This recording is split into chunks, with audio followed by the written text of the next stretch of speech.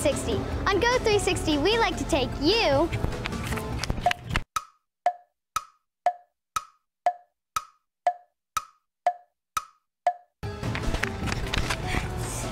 around the world so you can see what kids your age are doing.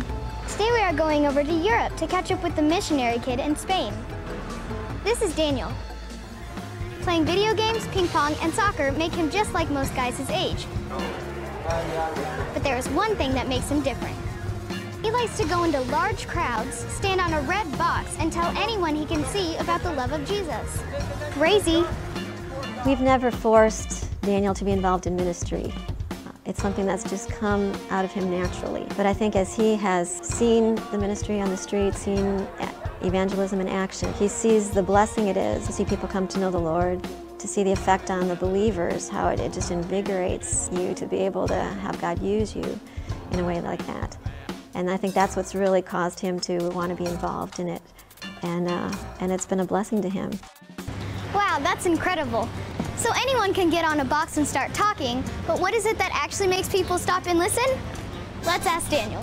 Tony dying, alive. Oh, I think part of the reason people come is because of the illustrated messages that we use, and it piques people's curiosity. But also because there's something that they're yearning for that's missing in their heart, and I think that we are potentially the answer they're looking for, and I think lots of them realize that as soon as they listen to our messages. Being a missionary kid has really allowed Daniel to make an impact in another culture. But you don't have to be in Spain to tell people about Jesus, and you don't need a red box. So why don't you give it a try? Go up to someone you know this week and tell them about Jesus. It just might be fun. Hey! Hey! Oh, and don't forget, Go 360.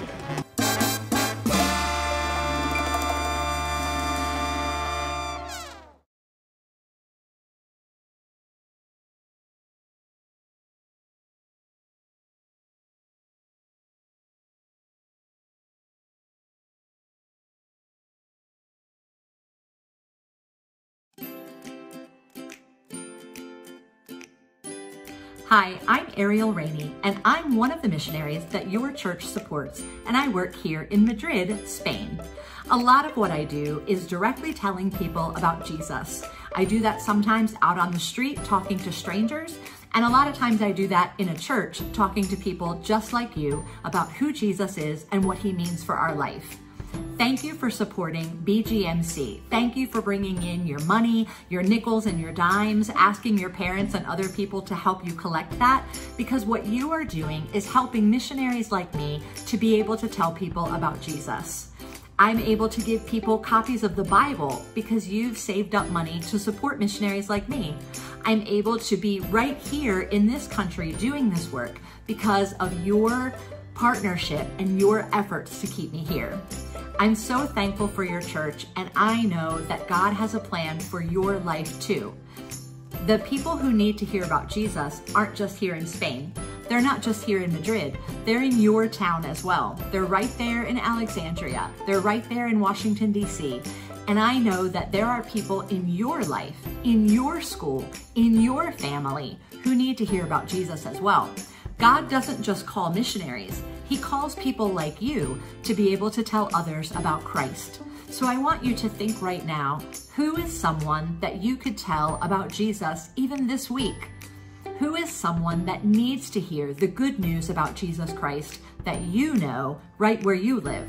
I'll take care of the ones here in Madrid, but I want you to think about the people that God has called you to, those he's put in your heart or in your way every single day that need to hear about him, so that you can have the courage and the bravery to tell them about Jesus Christ even this week. I'll be praying for you to be bold and to do that, and I hope that you'll pray for me, that God will supply all of my needs here, and that he'll give me courage to do what he's called me to do right here in Madrid, Spain. Now, I have to talk to people in Spanish, but I know you can talk to people in whatever language you speak, and God's gonna give you the right words to say, just like he always gives me the right words to say too.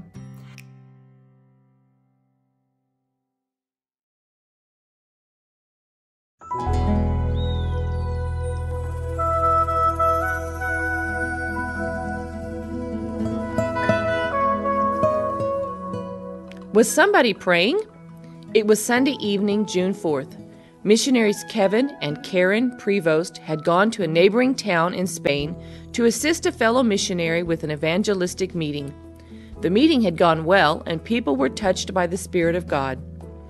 After the meeting had ended, people were standing around talking to each other and enjoying each other's company. Several of the men had started to load up and put away the chairs. One man began putting chairs into the Prevost van that was parked across the street. He didn't know that the Prevost's 3-year-old son Daniel had followed him. As little Daniel stepped into the street, he didn't look for cars. Just then a car was coming down the street. It was heading right for Daniel. The driver of the car saw Daniel and braked as hard as he could. But it was too late. The sound of screeching brakes filled the air. Everyone who was standing around talking wondered what was going on. The driver had tried to stop, but could not. He tried to swerve to avoid hitting Daniel, but it was too late. The car hit Daniel and threw him into the air. He landed several yards away onto the pavement. The Prevost saw the car coming, but everything happened too fast. There was no time to grab Daniel from the path of the car. In horror, Karen realized Daniel had been hit by the car. She yelled for Kevin, and they ran to where Daniel was lying. Was Daniel even alive? Kevin and Karen immediately began praying for Daniel and calling out to God for his hand to be on Daniel. When they got to Daniel, they were expecting to pick up a bruised and bleeding child. But a miracle happened. They found little Daniel lying on the ground with barely a scratch on him. It was as though the hand of God had caught him and protected him. The driver of the car went to the hospital with them just to make sure that Daniel was all right. Kevin and Karen were able to testify to him and to all the doctors of the miraculous protection of our loving Father. After witnessing God's miraculous protection, Kevin and Karen Prevost were wondering, was somebody specifically praying for us at this time? A few years later, as Kevin was visiting a church in Michigan, a woman named Katrina McCormick introduced herself to him and related to him the other side of the story. Katrina and her husband Jeff had adopted the Prevost as their missionaries and had prayed faithfully for them for 11 years. One Sunday morning in June, as their church service was coming to a close, they were lingering at the altar. God gave each of them a heavy burden to pray for the Prevost family. Individually, they responded, praying for each family member by name, not knowing that the other was also praying the same thing. A month later, they received the Prevost newsletter and read the account of Daniel's accident with amazement. They quickly checked their calendar and discovered it was the very day and time they had been praying at the altar. Boys and girls, do your prayers make a difference? Yes, they do. Only eternity will reveal all of the lives your prayers have touched. It's important to pray for our missionaries every day.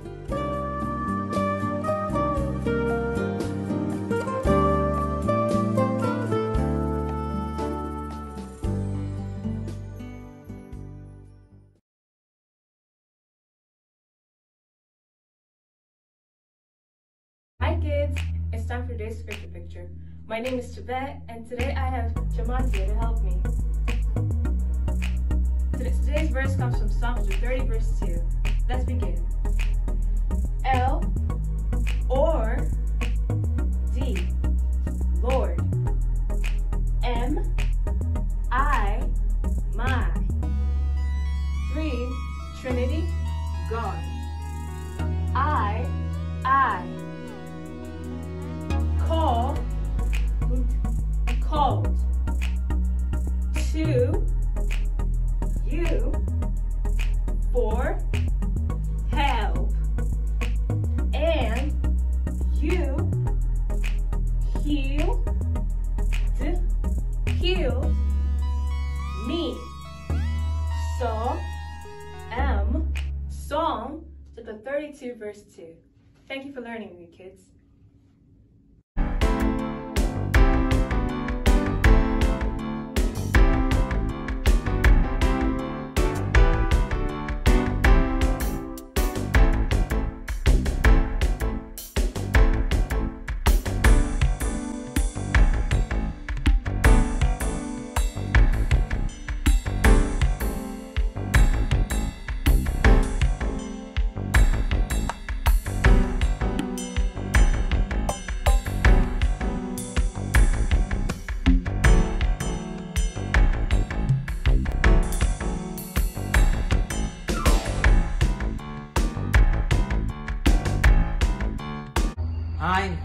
Well, and today I'm going to be praying for all the pastors and churches out there in Spain. Oh Lord, please be with all the pastors and churches out there in Spain. Lead them and guide them as they teach the word to all the other kids in Spain. Please be with the kids who are in Spain and guide them and lead them to learning your word. In Jesus' name, pray, amen.